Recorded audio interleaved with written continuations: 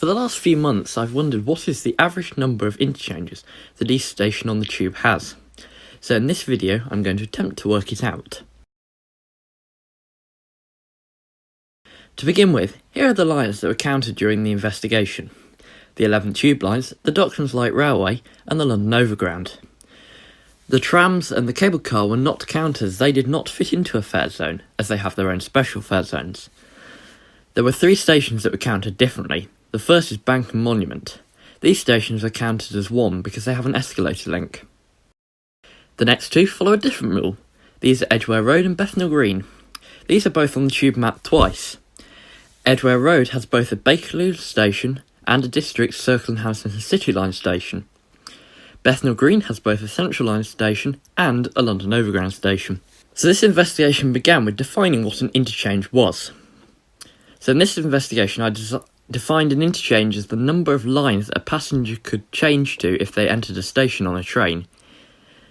This meant that it was the number of lines that pass through a station minus 1. I've defined what I'm calling an interchange here because let's say if a passenger was at Street Kensington heading towards Edgware Road on a Circle Line service, they're not going to want to change to a District Line service if they want to get off at Bayswater. Now here comes the difficult part. Working out the number of interchanges at each station. This meant a tedious process of mapping them out on a spreadsheet, then colour coding them to show how many interchanges each station had. This was then inputted onto another spreadsheet to total up how many interchanges there were. This was done per zone. The second spreadsheet then allowed me to know the number of interchanges per stations per zone. For example, if I wanted to know how many stations are in Zone 3 and have 1 interchange, this second spreadsheet would tell me. For those wondering, it is 10. At this point, I created a line graph to show how the number of interchanges changes as the zone number increases. This can be seen on the screen now, although this graph doesn't show the total number of stations in the zone, so it may not represent the data correctly. To fix this issue, I added another line to the graph that showed the total stations in each zone.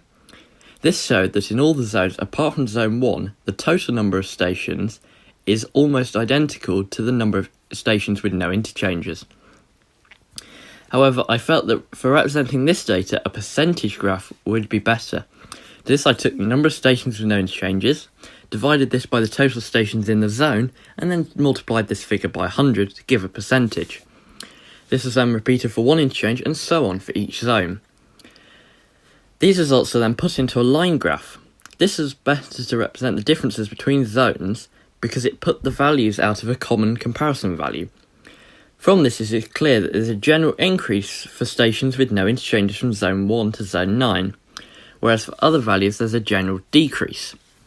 There are of course exceptions to the rule. For example, in Zone 6, there is a drop in the number of stations with no interchanges. This is because there are many stations that are on both the Metropolitan and Piccadilly line between Ruislip Manor and Uxbridge.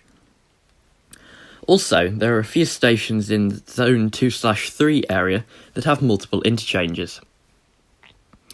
I thought that it'd be interesting to see the percentages in a bar, so I created one.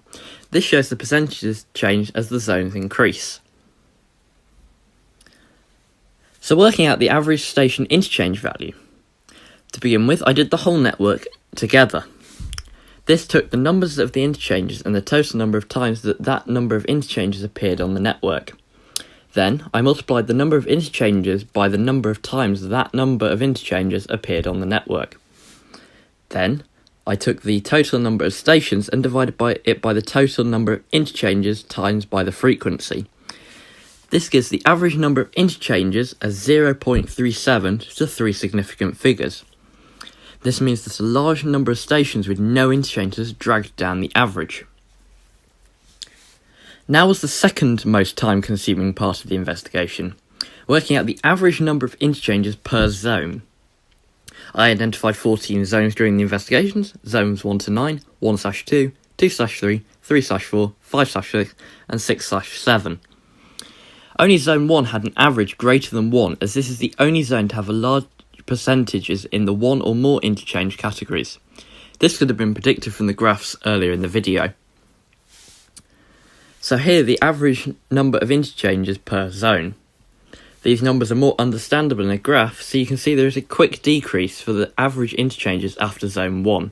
However, it does increase for Zones 2/3, 3/4 and 6. Then it decreases again after.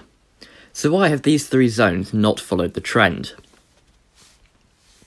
The first is 2/3. In this zone, there is Stratford. Stratford has 4 interchanges, so that is 5 lines through the station. For those wondering, here it is in the list. This is equal to Baker Street and is only beaten by Bank/Monument, King's Cross St Pancras and Liverpool Street. These 4 stations are all in Zone 1. The next is 3/4.